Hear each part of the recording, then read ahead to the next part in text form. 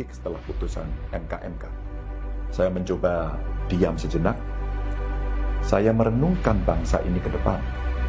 Saya mencermati kembali kata demi kata, kalimat demi kalimat dari putusan itu yang menjadi pertimbangan dan dasar Majelis Kehormatan MK. Dari situ saya semakin gelisah dan terusik. Mengapa sebuah keputusan dari sebuah proses dengan pelanggaran etik berat dapat begitu saja lolos? Apa ada bentuk pertanggungjawabannya kepada rakyat secara hukum? Cuplikan keresahan Ganjar Pranowo dibagikan dalam laman Instagramnya pasca putusan MK mengenai pencopotan Anwar Usman sebagai Ketua MK. Keresahan bakal capres PDIP ini pun juga direspon oleh Ketua Umum PDI Perjuangan Megawati Soekarnoputri yang mengatakan bahwa keputusan MK jadi bukti kekuatan moral, politik kebenaran, dan politik akal sehat meski menghadapi rekayasa hukum konstitusi. Rekayasa hukum tidak boleh terjadi lagi. Hukum harus menjadi alat yang menghadirkan kebenaran. Hukum harus menjadi alat mewujudkan keadilan. Hukum harus menjadi alat mengayomi seluruh bangsa dan negara Indonesia. Dengan keadilan inilah kemakmuran pasti akan bisa diwujudkan. Karena itulah terus genggam erat semangat reformasi. Mari kita kawal pemilu 2024 dengan nurani dan sepenuh hati.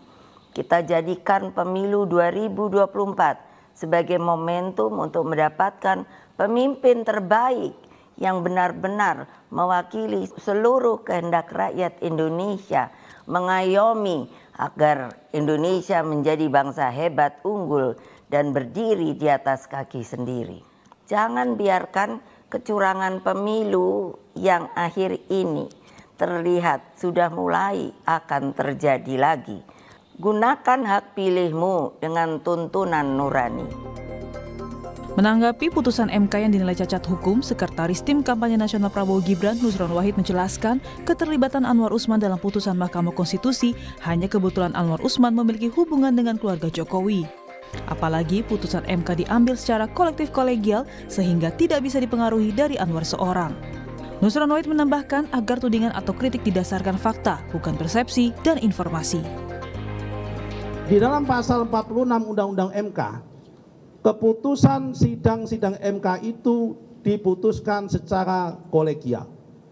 Satu hakim mempunyai hak yang sama dan telah dibuktikan oleh MK. Tidak ada satu saksi pun yang mengatakan bahwa Anwar Usman bisa mempengaruhi hakim-hakim yang lain. Sementara bakal calon presiden dari Koalisi Perubahan Anies Baswedan mengaku fokus menyusun agenda perubahan untuk kontestasi pemilihan presiden 2024. Hal itu disampaikan Anies ketika diminta tanggapan terkait kegelisahan baca pres Ganjar Pranowo terkait putusan Mahkamah Konstitusi. Kami fokus kepada agenda kita untuk menghadirkan keadilan, karena itu kita bilang adil makmur untuk semua. Yang kami pikirkan adalah bagaimana masyarakat bisa merasakan perubahan, lapangan pekerjaan lebih luas, kesehatan lebih baik, pendidikan terjangkau. Itu fokus kita dan itulah yang sekarang kita kerjakan terus. Meski begitu, kini para baca pres dan bacawa pres tengah menyiapkan diri di pertarungan Pilpres. KPU pun hari ini akan menetapkan capres dan cawapres di pemilu 2024. Harapannya tak ada kegelisahan lagi dan pemilu berjalan damai. Tim Liputan Kompas TV. Kegelisahan kondisi politik terkini diungkapkan bakal calon presiden dan Ketua Umum PDI Perjuangan pasca putusan Majelis Kehormatan Mahkamah Konstitusi yang berujung pencopotan Anwar Usman sebagai Ketua MK. Lalu apa sebenarnya yang ingin disampaikan Ganjar atas kegelisahannya? Sementara tim kampanye nasional Prabowo Gibran juga menyebut segala putusan MK tidak ada yang cacat hukum.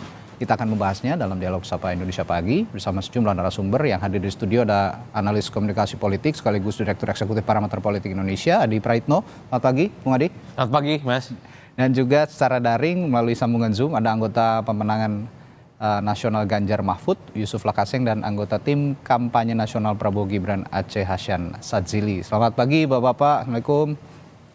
Selamat pagi, waalaikumsalam warahmatullahi wabarakatuh. Baik. Saya ke Bang Yusuf dulu. Bang Yusuf, apa sebenarnya yang jadi dasar kegelisahannya tim pemenangan atau tim kampanyenya Ganjar Pranowo sejauh ini? Bung Yusuf? Oh, masih termute sepertinya audionya. Okay. Ya, silakan Bung Yusuf. Baik, bukan hanya kita yang gelisah ya, tapi ini semua orang sudah gelisah. Oke. Bahkan kemarin ya, tokoh bangsa beberapa orang itu bertemu dengan Gus Mus dan mereka menyatakan keresahannya. Ada pengabaian etik moral ya, kepantasan dalam politik kita. Sementara dalam demokrasi modern, etik moral dan kepantasan itu harus menjadi landasan agar hasil atau output dari politik adalah perbaikan peradaban, pemerintahan yang betul-betul legitimate. Nah, jadi kalau dibilang kita resah, ini bukan hanya kita resah. Ini adalah sudah di luar urusan kontestasi. Ini adalah sudah soal nasib demokrasi. Nah, nilai dari reformasi yang sepertinya telanjang dikhianati oleh pemegang otoritas tertinggi dari kekuasaan Republik ini, Mas Radhi. Oke, kegelisahan yang sepertinya dirasakan oleh publik juga. Apakah begitu, Bung Adi? Publik juga merasakan kegelisahan yang sama?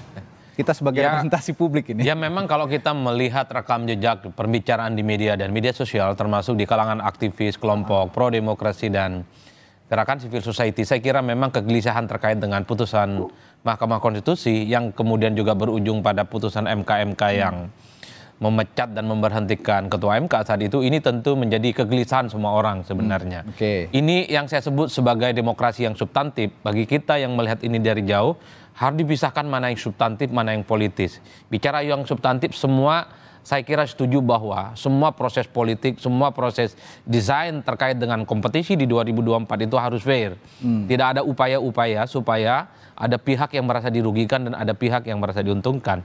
Jadi dalam konteks itulah sebenarnya pertemuan sejumlah tokoh kemarin di Rembang, pernyataan Ganjar dan bahkan pernyataan sikap dari sejumlah elit-elit PDIP kan menegaskan bahwa apapun yang terjadi dalam pertandingan Pilpres, tapi jangan ada upaya-upaya melegalkan dengan segala berbagai macam cara yang itu tentu saja tidak sesuai dengan etik dan prinsip demokrasi. Meski pada saat yang bersamaan kita juga harus mengakui bahwa sikap politik semacam ini mesti dimaknai sebagai upaya untuk memberikan pesan politik kepada publik secara umum bahwa proses majunya Gibran Rakabuming Raka dalam tanda kutip itu melalui proses yang tidak ajak dan kurang baik. Kan ini sebenarnya yang ingin didapatkan dalam insentif politik elektoral terkait dengan persaingan Pilpres. Oleh karena itu ketika melihat pernyataan Ganjar yang merasa kecewa, merasa gelisah dan mungkin tidak nyaman dengan kondisi ini, termasuk sikap politik PDIP secara umum, apalagi kita kaitkan dengan pidato politik Megawati beberapa waktu yang lalu, ini fokusnya pada sesuatu yang substantif. Mana mungkin ada kontestan yang maju melalui proses putusan MK, di mana putusannya itu pengambil keputusannya itu diberhentikan. Kan ini yang sebenarnya pesan-pesan politiknya yang secara nyata. Kalau bagi kita yang melihat dari jauh, siapapun yang jadi presiden, siapapun yang menang tanding nantinya di 2024 nggak penting dan nggak ada soal. Yang paling penting adalah bagaimana semua proses mekanisme pertarungan ini harus sesuai dengan kaidah-kaidah demokrasi. Saya kira di situ posisi saya, Mas. Lalu bagaimana Kang Aceh sebagai tim kampanye nasional Prabowo Gibran menjawab kegelisahan ini? Publik tadi menjawab sebagai perwakilan publik, Mas Adi, saya juga publik juga sepertinya ada kegelisahan itu ditambah dari PDIP dan juga Pak Ganjar Pranowo. Bagaimana menjawab ini, Kang Aceh? Iya, pertama harus kita lihat. Tadi secara jelas disebutkan bahwa keputusan Mahkamah Konstitusi itu tidak bisa diputuskan secara personal. Keputusan dari Mahkamah Konstitusi itu dilakukan secara kolektif kolegial. Bahwa ada satu yang menyatakan dissenting opinion, saya kira itu sesuatu yang wajar. Dan karena itu maka ketika keputusan itu telah diputuskan oleh satu institusi yang dijamin oleh konstitusi itu sendiri, bahwa setiap keputusan Mahkamah Konstitusi itu sifatnya final dan mengikat atau final and binding, maka sudah seharusnya kita mengikuti dan menghormati terhadap keputusan tersebut. Saya melihat bahwa apa yang disampaikan oleh katakanlah baik dari pihak Ganjar maupun dari pihak partai-partai yang lain yang tidak puas terhadap keputusan yang dilakukan oleh Mahkamah Konstitusi tersebut, maka bagi kami harus melihatnya juga secara politis. Oke. Kenapa? Karena itu kan bagian dari proses yang kita sendiri harus memahami. Itu adalah pernyataan politis juga gitu loh.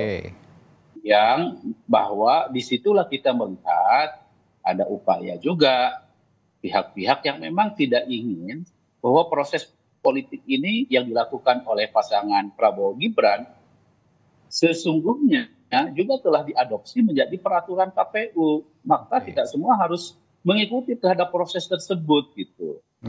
Nah, karena itu menurut saya bisa melihat apa yang dilakukan oleh para tokoh-tokoh politik yang menyampaikan kegelisahan tersebut ya sebagai bagian dari proses politik juga gitu loh. Nah, sekarang kita tinggal kembalikan kepada proses tahapan-tahapan yang telah dilakukan dalam pemilu 2024 ini. Ya, lebih baik perdebatan kita diarahkan kepada upaya membangun satu perdebatan yang sifatnya substantif justru. Apa itu? Bagaimana kita berdebat secara programatis, ya, apa yang ditawarkan rakyat kepada rakyat. Saya kira itu yang lebih penting gitu ya. Karena sekarang ini kan tidak bisa kita mengubah sesuatu yang memang sifatnya final and binding gitu loh.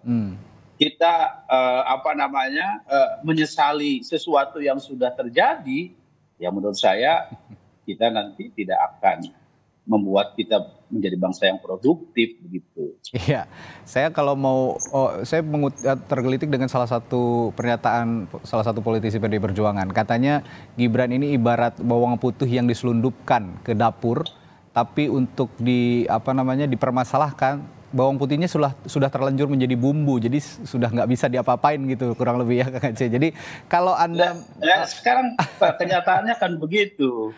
Ya kan, saya paham karena saya juga dapat informasi pernyataan yang keras yang dikeluarkan oleh politisi-politisi ini juga karena apa? Karena ada agenda yang tadinya juga mau disampaikan di dalam Mahkamah Konstitusi dalam proses pemilihan ketuanya kemarin, itu ternyata tidak sesuai dengan ekspektasi para politisi-politisi itu gitu loh. Makanya kemudian sekarang ini mencoba untuk mendelegitimasi terhadap Mahkamah Konstitusi sendiri. Padahal kalau kita lihat ya, proses perjalanan Mahkamah Konstitusi sendiri ini kan bukan 1 kali 2 kali ini. Ada kasus di mana misalnya salah satu Mahkamah Konstitusi, misalnya saya ambil contoh Pak Saldi Isra mempersoalkan soal umur beliau yang kemudian dibahas di dalam Mahkamah Konstitusi. Apakah itu tidak menyangkut dengan interest dan konflik pribadi? Iya kan? Jadi menurut saya kita melihat proses yang terjadi ini harus dalam konteks bahwa pemilu sudah melalui proses tahapannya. Ya kan? Lebih bagus kalau kita saat ini, ya hari ini sudah mau penetapan pasangan calon. Ini kan nggak bisa mundur kita ini, ya kan? Baik, Kang Aceh. Gitu. Baik, ya, Bung Yusuf. Tadi perbincangan saya dengan Kang Aceh, Anda juga pasti menyimak bahwa lupakan saja soal proses pencalonan ini dan mari kita sama-sama masuk ke tataran kampanye ide dan gagasan begitu. Tapi tentu kekhawatiran itu akan tetap ada. Nah, di balik kekhawatiran itu yang ingin saya tanyakan Bung Yusuf, apa yang dikhawatirkan? Apakah memang adanya posisi Presiden Joko Widodo sebagai ayah bakal cawapres Gibran Rakabuming yang sepertinya diragukan netralitasnya, dan bagaimana langkah ke depan terkait ide dan gagasan dari Ganjar Mahfud sejauh ini?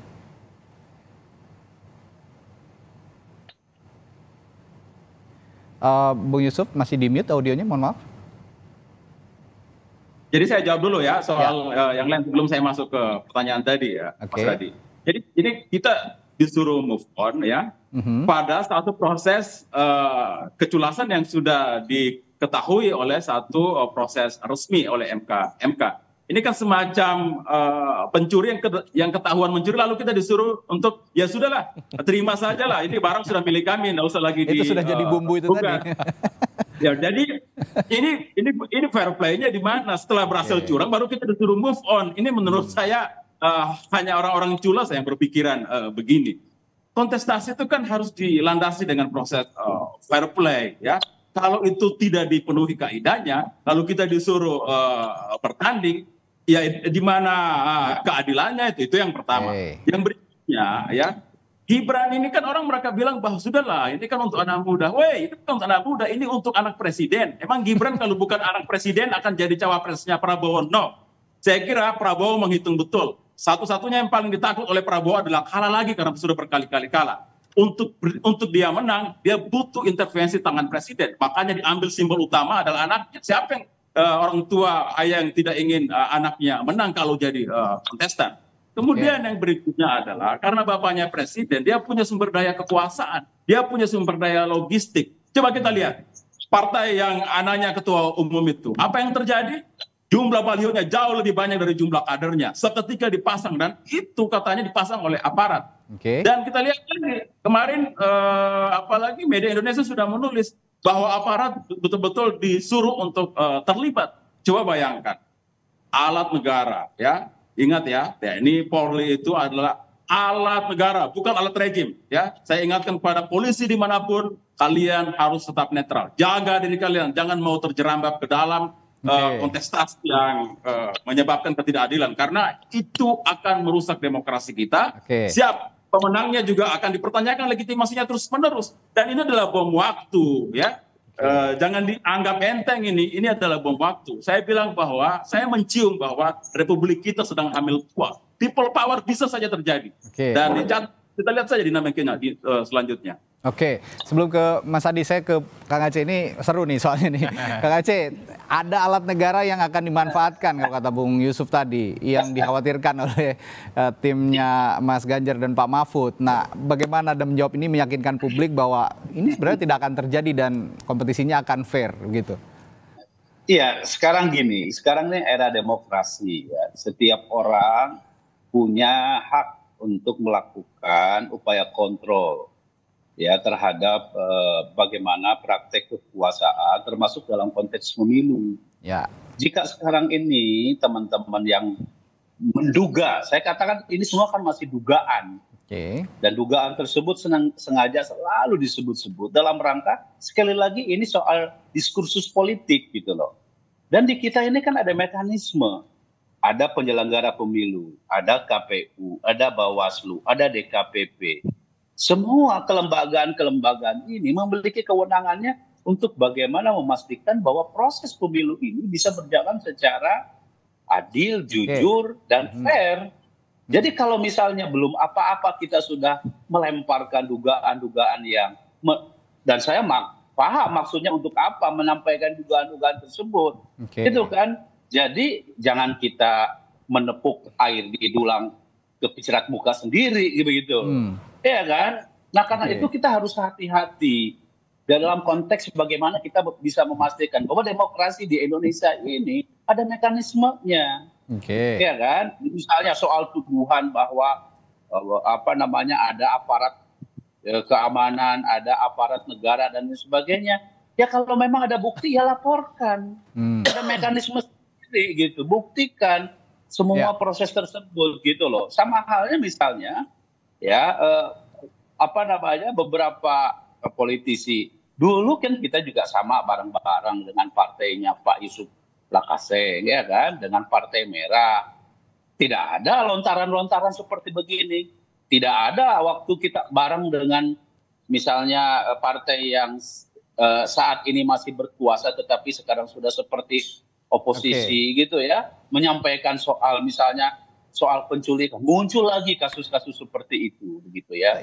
Jadi menurut saya ya kita ini ya sudahlah ya, bahwa demokrasi itu memberikan hak kepada siapapun untuk melakukan kontrol, melakukan pengawasan. Kita bisa melakukan ini secara fair gitu loh. Oke, Kang Aceh, ini selain bicara soal tadi dugaan kecurangan yang terjadi lebih awal gitu ya, diungkapkan juga oleh Ketua Umum PDI Perjuangan Bu Megawati Soekarno Putri. Tapi Bu Mega juga bicara soal intimidasi. Nah, intimidasi yang kemarin terjadi mungkin ini bisa saja dikatakan bahwa semua partai juga didatangi dalam rangka untuk pengamanan pemilu. Tapi bagaimana dengan BEM mahasiswa, Badan Eksekutif Mahasiswa yang juga didatangi oleh aparat dan ditanya-tanya karena protes soal putusan MK. Bagaimana Anda menjawab ini? Apakah ini bukan satu bentuk intimidasi? Enggak gini Mas, ya. Kalau memang yang bersangkutan merasa bahwa dia diintimidasi, ya saya kira laporkan. Kan di dalam tubuh aparat juga kan ada POM gitu ya. Polisi militernya yang memang bisa melakukan langkah untuk bisa memberikan sanksi kepada mereka. Jadi saya kira gini ya, ini kok kayak ingin bermain flying victim gitu loh, ya kan? Ingin seakan-akan belum apa-apa, kami takut, kami didolimi. Nah saya bilang proses pemilunya saja baru mau kita lakukan kampanyenya minggu depan, kok kita sudah mulai bermain flying victim gitu loh, ya kan? Gitu. Misalnya partainya Pak Yusuf Lakaseng aja masih ada di dalam pemerintahan kok. Ya gitu. Jadi prosesnya kan bisa dilakukan secara lebih fair di internal pemerintahan karena sekarang sudah tidak bisa dipisahkan lagi. Gitu. Baik, saya ke Mas Adi, ada 2 pertanyaan. Diminta untuk terus move on begitu, Mas Adi, untuk terus lupakan sajalah sekarang prosesnya, tapi masuk pada tataran ide dan gagasan. Pertama yang itu.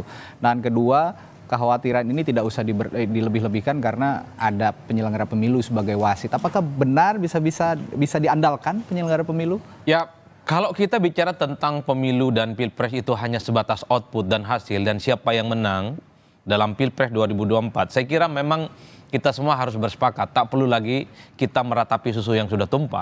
Tapi kan yang menjadi pertanyaan itu bahwa proses MK, dan proses pencoblosan di tanggal 14 Februari, ini kan satu kesatuan proses yang tidak bisa dihilangkan. Sekalipun nanti misalnya masa kampanye itu dimulai tanggal 28 November, tapi ingat, proses sebelum menuju pertandingan ini adalah proses-proses yang dinilai bagian dari proses pertandingan yang penuh dengan cedera dan pelanggaran etik. Yang disorot tentu saja adalah bagaimana seorang calon yang selama ini dinilai tidak memenuhi syarat tiba-tiba memenuhi syarat.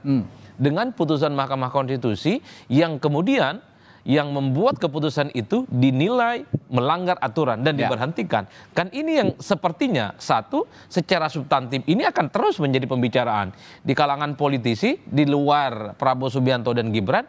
Ini tentu dianggap sebagai bagian dari amunisi memberikan satu sinyalmen dan secarangan politik bahwa majunya Gibran itu dianggap noda dalam tanda kutip dalam proses elektoral.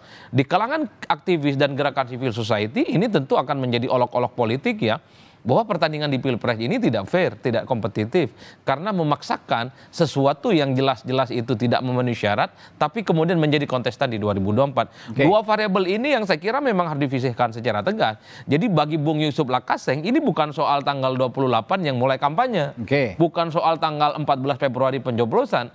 Ini bagaimana mungkin akan dilupakan ketika ada mekanisme dan proses pencalonannya itu dianggap culas oleh Bung Yusuf. Sementara bagi Kang Aceh, sudahlah. Ini barang sudah selesai, besok atau hari ini sudah akan ditetapkan 3 kontestan pemilu. Kalau setuju ya coblos, kalau tidak ya nggak usah dicoblos.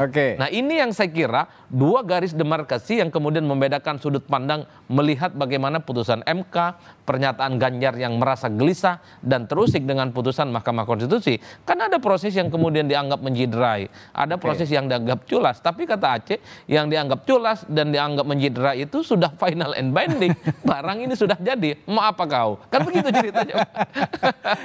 Nah, soal penyelenggara pemilu tadi, kan Kang Aceh juga bilang, ini ada penyelenggara pemilu, ada DKPP, KPU, Bawaslu. Jadi nggak usah khawatir lah, mereka ini sudah dibentuk oleh negara sebagai wasitnya pemilu gitu. Jadi jangan khawatir. Bagaimana soalnya?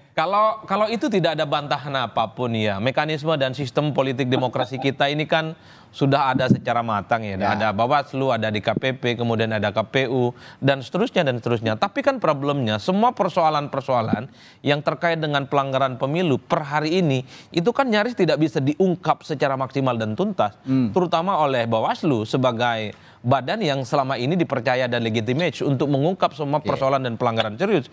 Jangankan soal netralitas aparatus negara, Mas. Terkait dengan politik uang yang jelas-jelas terjadi di depan mata, itu nyaris tidak ada putusan yang mengikat sebagai sebuah pelanggaran pidana. Kalau kita bicara tentang netralitas ASN, anggota kepolisian, anggota Polri, perangkat-perangkat desa, itu jelas diatur dalam Undang-Undang Pemilu nomor 7 2017, pasal 280. Jadi kalau dianggap konsisten bahwa ini semua harus dilarang dan haram hukumnya, bahwa aparatus negara itu menjadi instrumen dan kemenangan politik tertentu. Dan ingat loh, itu dendanya, sanksinya luar biasa, bisa dipenjara dan denda dengan sejumlah uang. Tapi sampai hari ini kan kita tidak pernah menemukan bahwa pelanggaran pidana itu yang bisa diungkap baik oleh DKPP, yang diungkap oleh Bawaslu sebagai sebuah pelanggaran yang cukup serius dan membuat orang jera. Makanya yang paling mungkin adalah bagaimana kita mengimbau secara moral semua kontestan, semua kandidat capres, relawan dan tim pemenangan, sudahlah nggak perlu menggunakan instrumen kekuasaan. Karena memang instrumen kekuasaan ini tegak lurusnya kepada negara dan bangsa. Bukan kepada orang, bukan kepada person yang melekat pada dirinya, pejabat-pejabat publik. Ini yang saya kira perlu kita sampaikan ke publik. Oleh karena itu bicara tentang pelanggaran dan netralitas itu, kita itu semacam bicara tentang hantu, kita yakini adanya, faktual, tapi sulit untuk diungkapkan. Kan ini yang terjadi. Ya, tentang netralitas. Harus dengan kamera khusus melihatnya kayaknya. Nah, ini yang repot. Belum lagi, Mas. Laporan-laporan terkait dengan dugaan pelanggaran pemilu. Ini kan tidak semua orang mampu melakukan itu. Satu, soal keamanan. Yang kedua, tentu kekhawatiran ada intimidasi. Karena kalau kemudian tuduhan-tuduhan kecurangan itu tidak ada yang kemudian mengamankan, khawatir itu akan terjadi laporan balik. Yang itu tentu saja akan membuat seseorang itu, sekalipun laporan kemudian tidak netralnya itu ada di depan mata, karena dia tidak ada jaring pengamannya, dia tidak akan melaporkan itu sebagai sebuah tindakan yang akan mereka lakukan. Ya, kalau saya ngomong tadi kamera khusus, satu lagi yang bisa mengawasi proses pilpres atau pemilu ini adalah civil society, rakyat Indonesia sendiri. Netizen ini sudah canggih, Bung Adi. Tinggal sorot gitu ya, ada kecurangan, lembe turah aja juga bisa jadi apa namanya? Tapi sekali lagi, gitu, Mas, ya. Itu hanya selesai di viral. Tapi tidak selesai. Tapi bisa mempengaruhi juga opini publik. Iya, kalau gitu itu tidak bisa dibantah. Makanya gerakan civil society, kelompok pro demokrasi, jangan maknai pemilu ini hanya miliknya Kang Aceh sama Bung Yusuf. Ini milik kita bersama. Itu yang paling penting tuh. Pertanyaan selanjutnya, setelah jeda nanti saya akan tanyakan ke Bung Adi juga ke Bung Yusuf Lakaseng. Jika terus berkubang dengan apa namanya permasalahan dugaan manipulasi hukum yang sebenarnya sudah final and binding tadi, yang mau apa kalau sekarang sudah final and binding, jika terus berkubang di situ, apa tidak khawatir nanti pasangan Ganjar Mahfud ini agak tersalip begitu ya soal ide dan gagasan di saat capres-cawapres lain sudah on the track pada ide dan gagasan. Saya akan tanya ke Bung Adi juga ke Bung Yusuf Lakaseng setelah jeda. Tetaplah bersama kami di Sapa Indonesia Pagi. Kembali di Sapa Indonesia Pagi bersama saya Radhi Saputro, masih ada Mas Adi Praitno, lalu juga Bung Yusuf Lakaseng dari tim pemenangan Ganjar Pranowo dan Kang Aceh Hasan Sazili dari tim kampanye Ganjar Prabowo Gibran. Ini sampai terbelit-belit ini karena saking peliknya masalah belakangan ini soal Pilpres. Nah, saya akan putar pertanyaannya tadi. Saya akan ke Bung Yusuf dulu. Bung Yusuf, Anda tidak khawatir bahwa kalau jika berkubang terus pada permasalahan dugaan manipulasi hukum di Mahkamah Konstitusi soal pencalonan salah satu bakal cawapres, Ganjar Mahfud ini akan ketinggalan soal tataran ide dan gagasan? Bagaimana Anda menjawab ini? Ya, enggak lah. Enggak. Sebenarnya kan Ganjar dan Ibu Mega, apalagi bicara soal MK nanti kemarin aja. Kenapa bicara? Karena ternyata publik merasa bahwa memang ada yang nggak benar, ada yang ganjil, ada yang harus dipersoalkan. Justru kalau Ganjar tidak bicara itu, nanti dianggap iyalah itu adalah satu proses yang sah dan sudah benar adanya. Dia nggak bisa kayak begitu. Di situasi kontestasi kayak begini, semua kubu akan bicara sesuai dengan versi masing-masing. Akan ada pihak ketiga yang akan menilai soal objektivitasnya, yaitu mereka-mereka yang selama ini tidak partisan, ketokohannya kredibel, mereka adalah para cendekiawan, dan itu sudah kita lihat mereka menggunakan apa yang disebut dengan kejernihan pikiran dan kedalaman rasanya melihat situasi ini. Itu yang pertama. Yang kedua soal program. Saya kira pasangan Ganjar dan Mahfud adalah pasangan yang paling artikulatif bicara soal program-program. Kita punya program wajib belajar 12 tahun, kita punya target agar pertumbuhan ekonomi 7%, ya, pemberantasan korupsi, kolusi, dan nepotisme, perbaikan hukum yang sekarang diacak-acak oleh pemerintahan saat ini. Dan ini adalah dua orang yang paket lengkap, yang menyajikan kualitas dan rekam jejak yang sempurna. Jadi kita sama sekali bukan bicara soal MK-MK itu lalu untuk menutupi kualitas yang kita yang rendah, enggak, justru sebaliknya. Kita lihat bahwa publik mempersoalkan ini. Dan sebagai calon pemimpin bangsa kan Ganjar harus lihat bahwa oh iya memang ada sesuatu yang enggak benar. Kalau kubu Aceh bilang enteng-enteng aja karena mereka memang diuntungkan. Jadi ya sudahlah, ya. Kita tahu sama tahu lah ini urusan ini kan. Satu pihak diuntungkan bilang ya sudah move on, ya kan? Tapi ada pihak yang dirugikan dan saya kira rakyat pada keseluruhan akan dirugikan. Jadi begini, tadinya saya merasa ya apa sih motif Pak Jokowi sehingga begitu tega gitu ya, mengecewakan para pendukungnya. Saya berpikir mungkin dia hanya memastikan legasinya, tapi enggak juga. Dia mendukung Pak Prabowo yang mungkin keyakinannya akan majukan legasinya, tapi programnya kok makan gratis gitu. Hanya pengungsi saja yang bisa makan gratis itu selamanya gitu ya. Nah jadi saya jadi curiga, jangan-jangan ada borok yang sedang disembunyikan yang takut akan diungkap pasca Pilpres nanti misalnya ya, karena kan anggaran gede-gede. KPK sudah menemukan tuh ya bahwa ada problem soal pengadaan APBD. Ya jangan-jangan COVID memang yang dalam waktu yang singkat menggelontorkan anggaran besar itu banyak masalahnya. Atau misalnya infrastruktur yang butuh anggaran besar kalau diaudit ada masalahnya nanti. Jadi kita jadi berprasangka. Sementara prasangka itu kan nggak baik dibiarkan terus-menerus. Hanya kemudian kita ingin bahwa ini diluruskan ya, etik, moral, kepantasan itu semua kita harus berdiri di situ. MK sudah putusin, tapi sang paman nggak mundur juga. Padahal kalau kita lihat Presiden Arsyad Sanusi dulu ya 2011 baru dikasih teguran tertulis saja beliau langsung mundur. Tapi sang paman ya Allah kita betul-betul kehilangan moralitas itu, kehilangan kesauladan. Sang ponakan juga sudah tahu kalau kayak produk Gibran ini reject ya. Kalau produk yang reject itu kalau dikasih ke pasaran, konsumennya dirugikan ya karena prosesnya bermasalah, barangnya reject. Jadi itu masalahnya. Terima kasih. Baik. Ya, saya ke Mas Adi pertanyaannya sama. Enggak mereka ini Ganjar Mahfud tidak akan tersalip begitu ya soal tataran ide dan gagasan menurut Anda kalau memang berkubang di sini terus, atau mereka akan simultan terus dengan ide dan gagasan? Bagi saya ini juga bagian dari peluru tajam yang sengaja memang dihembuskan oleh kubunya Pak Ganjar dan Pak Mahfud dan kubunya Anies juga. Karena kalau mau jujur ini yang disebut dengan negatif campaign. Kenapa negatif campaign? Ini faktual. Di mana ada proses di Mahkamah Konstitusi memperbolehkan orang yang selama ini dinilai tidak cukup syarat untuk maju. Itu kan faktual. Cuman kan problemnya yang faktual yang diributkan di MK ini sekarang sudah dilegalkan sebagai bagian dari kontestan di Pilpres. Itu nggak bisa dibantah.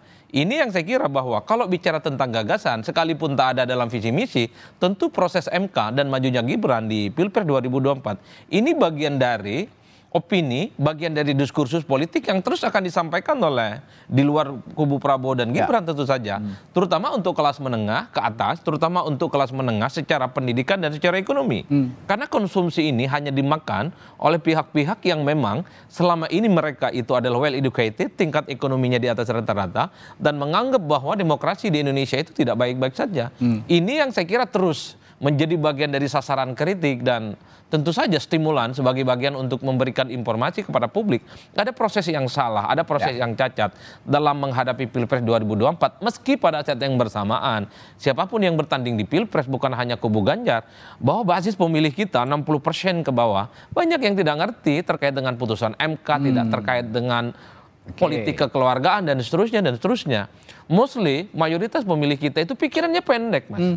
Apa yang terjadi pada mereka tentang keseharian hidup, tentang kemiskinan, tentang kesejahteraan, kesulitan mengakses kebutuhan-kebutuhan pokok, itulah yang kemudian akan menjadikan mereka datang ke TPS dan mencari kira-kira di antara tiga ini siapa yang meyakinkan datang untuk memberikan solusi yang dihadapi. Yang bisa Oleh karena itu, ini kan kalau mau jujur isu terkait dengan MK kita harus akui secara personally ini memang bertabrakan dengan hati nurani kita. Ada proses yang kemudian dilanggar, tapi satu hal ada miss, ada disconnect yang kemudian tidak nyambung kepada pemilih ke bawah. Oleh karena itu, bagi saya, kalau ini penting bagi Bung Yusuf, bagaimana menerjemahkan sesuatu yang tidak etik, melanggar aturan secara moral, kemudian bisa diterjemahkan sebagai kebutuhan dari rakyat, saya kira itu akan menjadi amunisi yang cukup penting. Lumayan dahsyat. Nah, saya akan bertanya juga nih ke Kang Aceh jadinya nih. Kalau Bung Yusuf saya lihat tadi, meskipun berkubang di situ, tapi akan simultan juga dengan ide dan gagasan. Jadi narasi-narasi yang disebut Bung Adi tadi sebagai negatif campaign sepertinya akan disuarakan, terus akan digaungkan terus oleh timnya Ganjar Mahfud, bahkan juga oleh Anies Muhaimin. Nah, Anda sebagai tim kampanyenya Pak Prabowo Gibran, bagaimana menangkal ini supaya tetap on the track pada ide dan gagasan dan bisa meyakinkan publik bahwa pasangan inilah yang bisa dipilih gitu. Betul. Gini, kita ini kadang-kadang suka paradoks ya. Paradoks itu dalam pengertian tadi mencaci maki terhadap proses hukum, mencaci maki soal iklim suasana penegakan hukum di kita. Pak Yusuf nggak sadar bahwa Menko Polhukamnya itu adalah Pak Mahfud. Gitu. Tapi di atas Pak Mahfud apa artinya tuh? Artinya apa? Kalau kondisi seperti ini kemudian dicaci maki karena dia juga menjadi bagian dari sistem pemerintahan kita, kan seharusnya kita berangkatnya bukan dengan cara seperti itu. Kita carikan solusinya. Kalau persoalan tadi soal penegakan hukum yang bermasalah, sekarang Menko Polhukamnya dari mana? Menteri Menteri Hukum dan HAM-nya dari siapa? Dari mana? Jadi karena itu ya kita harus bisa meletakkan dasar ini semua dalam konteks pemilu 2024 ini kan kita ini kan semua ini bersaudara. Karena itu cara kita untuk bisa menawarkan gagasannya itu bukan dengan tindakan-tindakan yang emosional, tetapi harus diletakkan pada titik di mana kita bisa memperbaiki bangsa ini.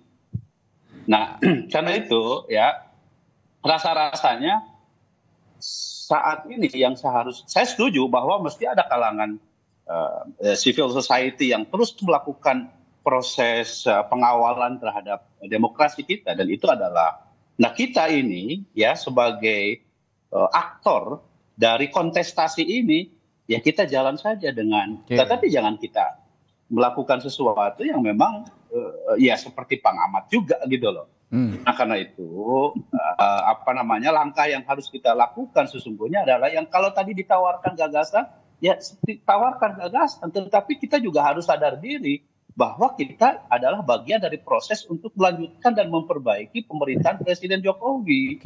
Itu yang harus disadari oleh kita semua gitu. Karena kalau kita lihat gitu ya di pasangannya Pak Ganjar Pak Ganjar Mahfud itu kan juga bagian dari pemerintahan Presiden Jokowi loh. Ya kan? Gitu. Pak partainya Pak Yusuf juga kan menjadi bagian dari Presiden Jokowi. PDI Perjuangan juga konsisten untuk mengawal sampai 2024 bahwa kita ya mau memperbaiki, ya kita semua kan tujuannya sama untuk memperbaiki bangsa ini gitu loh. Dan karena itu maka kita tawarkan apa yang terbaik buat bangsa ini. Kira-kira begitu. Baik. Terakhir sebagai penutup dari Bung Yusuf, apa yang ingin disampaikan dari jawabannya Kang Aceh tadi?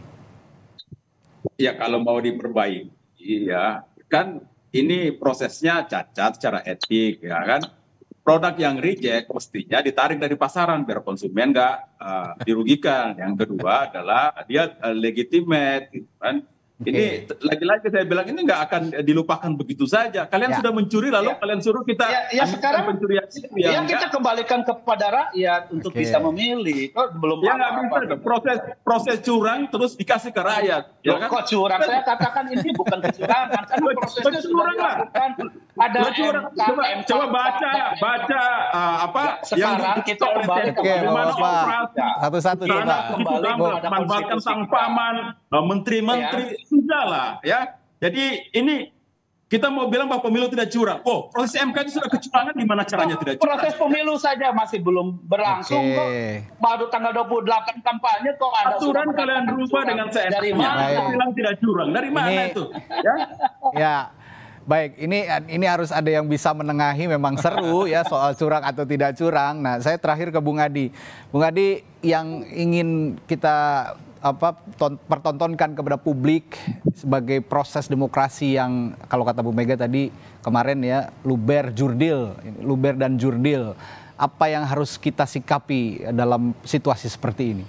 Ya, kalau bagi saya sebenarnya pemilu ini bukan hanya semacam ritus 5 tahunan, lahir seorang pemimpin baru, tapi lebih dari itu bagaimana pemilu itu adalah ajang konsolidasi dan memperkuat kualitas demokrasi kita. Jadi segala hal yang terkait dengan pemilu, tentang proses, tentang peraturan, saya kira memang harus ditegakkan di atas segalanya. Termasuk soal bahwa setiap undang-undang pemilu yang di situ begitu banyak memuat tentang larangan-larangan dalam berkampanye, saya kira memang harus dipegang teguh oleh siapapun yang punya kepentingan untuk menang di Pilpres 2024 yang akan datang. Tentu saya tidak mau punya presiden dan wakil presiden yang kemenangannya itu diolok-olok. Tentu saya punya ingin presiden dan wakil presiden di mana kemenangannya itu diapresiasi, kemudian diaplaus sebagai bagian dari pembangunan demokrasi kita yang sehat. Ini yang saya kira menjadi concern kita bersama.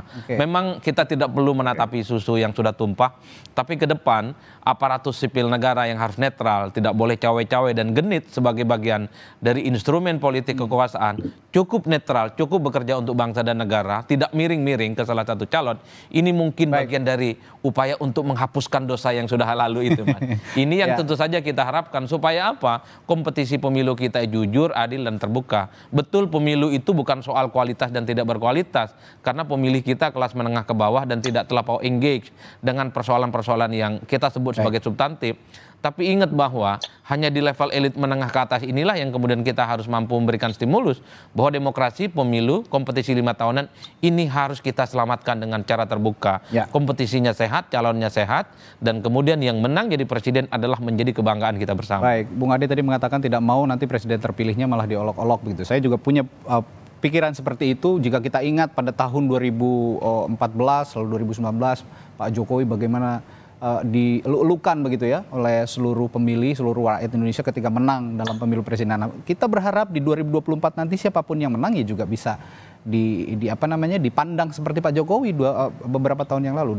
Kalau itu setuju, Mas. Tapi kadang dalam politik elektoral itu sederhana. Mending menang dengan cara tak terhormat ketimbang kalah secara terhormat. Itu kadang rumitnya. Agak repot itu, Pak.